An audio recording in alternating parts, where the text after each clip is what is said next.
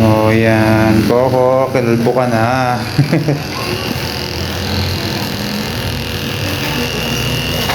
Behave naman pala si Coco eh.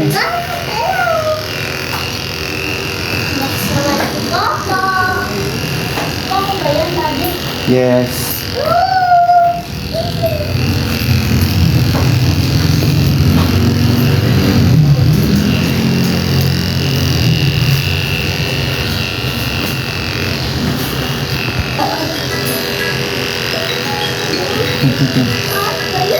Ang bait naman palang gupitan eh.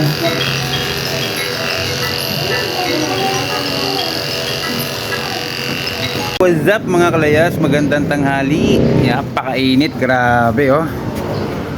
Napakainit ngayong araw ng Monday. So ngayon po ay papunta kami ng aking alagang dog sa pagupitan. Ayan, si Coco. So pagugupitan ko na po siya. Pakakalbo natin dahil yung kanyang buhok ay nagbubuhol-buhol na, tingnan nyo. Tapos may mga nakadikit pang mga ano ba to, mga tinik. Kasi minsan po pag siya ay nakawala ay pumupunta dun sa damuhan, sa banda dun. Ngayon pagbalik niya, yan may mga nakadikit na, eh halos buhol-buhol na rin kasi yung mga buhok niya. Tapos ito po yung kanyang naging sugat noon, yan magaling na. Oh, magaling na yung kanyang sugat. Napainom na natin ng gamot. So ngayon, araw po ng kanyang gupit. Pakakalbo natin tong alaga kong si Coco. Coco, ready ka na? Pupogi ka na, ha? Babango ka pa. Ayan, so bago ligo naman po yan. Kaya medyo mabango-bango, pero hindi ko pa rin type yung amoy ng buhok niya kasi parang mabantot pa, hindi ko alam kung ba't ganun. Siguro pag nagupitan siya eh may iba yung amoy niya. Saka napakainit pa ng panahon ngayon, kaya kailangan nating siyang pagupitan para siya naman ay fresh na fresh. Saka yung pagtubo ng buhok niya ay maganda, kaya kailangan, sabi rin po ng doon sa doktor niya ay kakalbuhin nga daw siya para maganda daw ang tubo. Ayun, so first time nating magpapagupit ng doggy natin kasi napakalago po ng buhok niya eh. Ayan, let's go Coco, tara na. Tara, tara na. Ayan ang aking Coco. So pupunta na po kaming clinic. Clinic nga ba? Tara, let's go. Kasama ko yung aking anak. Ayan, si Utoy. Hindi kasama si Utoy, dito lang si Coco lang, saka yung aking dalaga. Let's go. Anak, awak kayo ate. Okay mga kalayas, dito na tayo.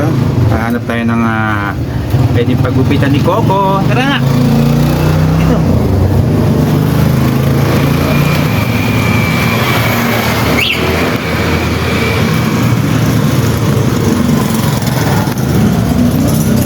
Papagupitan natin sa ngayong araw.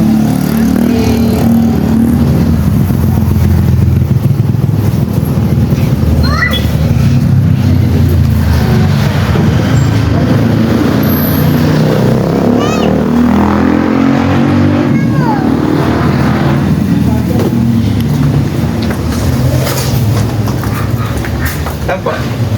Dito na. Ate, ito na. Okay, gupitan. Pause mo muna na, May pause. nag-deliver dito.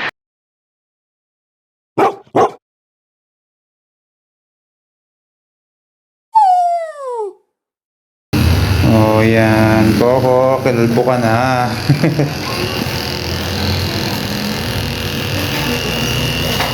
Behave naman pala si Coco eh.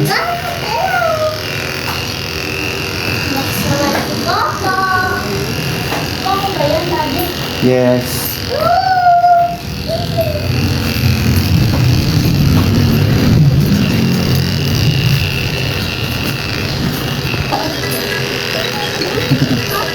Ang bait naman palang gupitan eh. Ang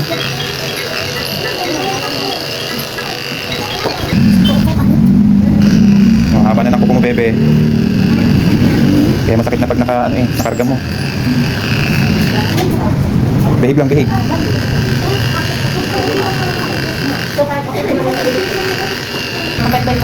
Oo. May mas malikot pa dyan.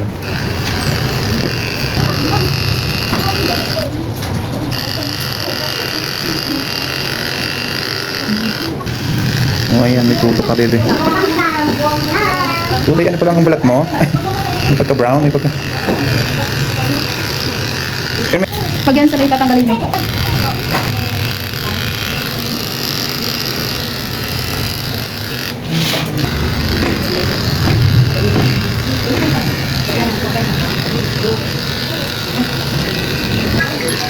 Iniwan mo na.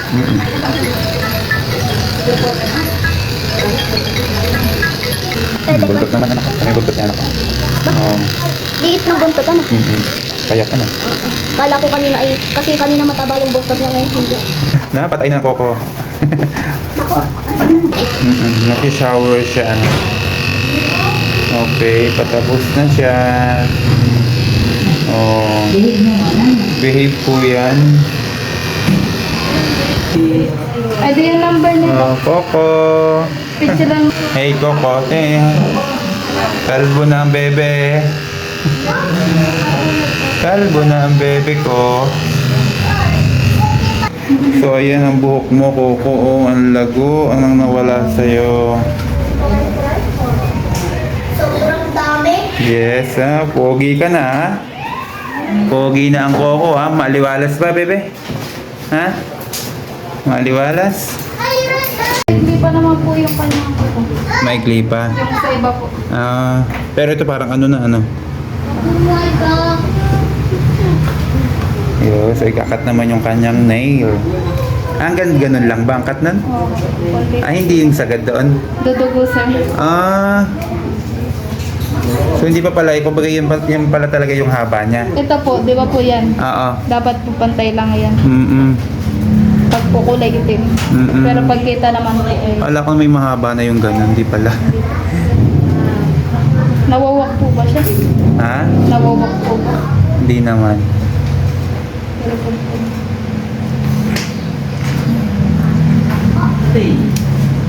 Oy. Okay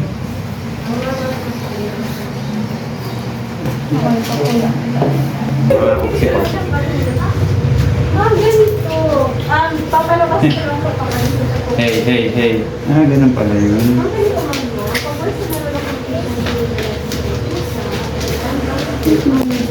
Ako.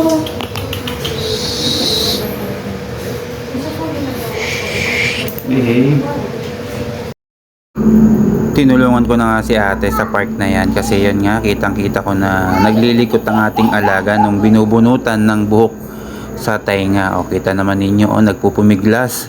Parang nasasaktan doon sa ginagawa ni ating pagbunot ng buhok doon sa tainga niya. So kailangan daw kasi maalis yun dahil yun daw yung napakabaho. Talaga namang mabaho nga naman talaga. Kaya kita mo nakamas pa si ate tapos yun sobrang dumi na nga ng tainga ni Coco. Hey.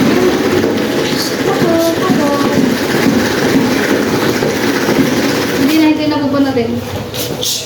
Hindi na po. Ang likot. Pera makasal.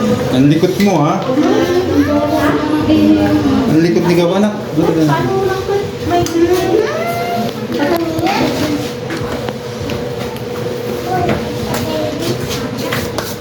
Ang likot mo, bebe. Daddy, yung isang aso na nakatingin sa kay Coco.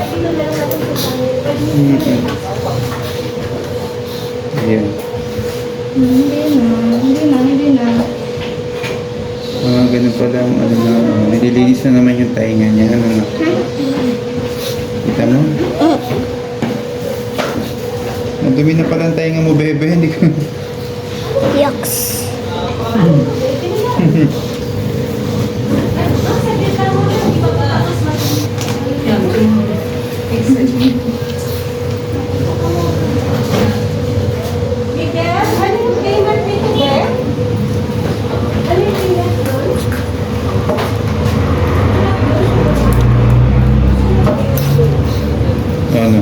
Ano? Ayan, ganyan mo. Lola. Iba na ang kulay. Naglihinimay pa. Yucks. Yucks! Kapag may huwag mong close up. Medyo layo-layo mo ng konti. Ayan. Diba? hindi ka na nasasaktan. Ano pinagkadaan ng pinupuna? May Lamang po pain. talaga ito. Hindi na tayo ba yun? Dumi po yun. Ito po. Hey, hey, hey, hey. Behave, behave, behave, behave, behave, behave. Behave, behave, behave, behave, behave.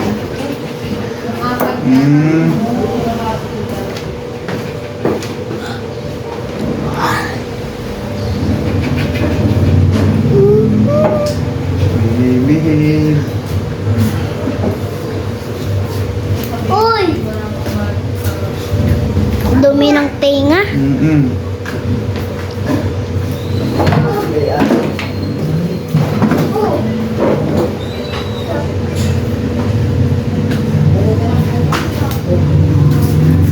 Daddy, daddy.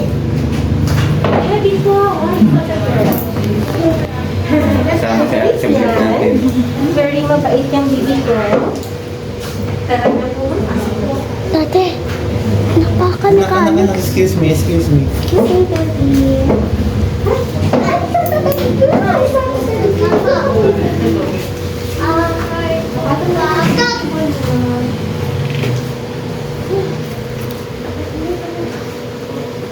Dumi ng tainga mo. Aray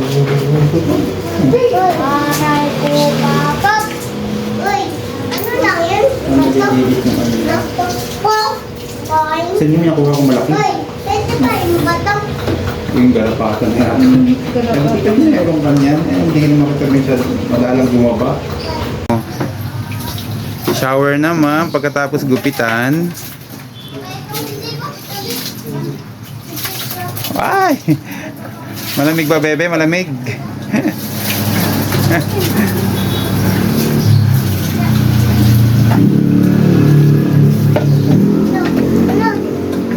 Oh, bango-bango na yan. Shh! Behave, behave.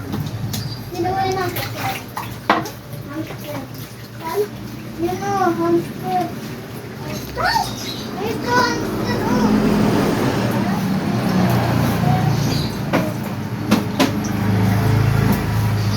Wag. Sarap mo. Iba ang kulay ng baby ko. Wow, bango na. Saka dalawa ligo. Next time, sir, kahit din niya napaligo na. Oo. Makaligo na po pala siya. Oo. Kanina, nagbago ko siya dalhin. Sabi ko para mabango-bango naman. O, diba?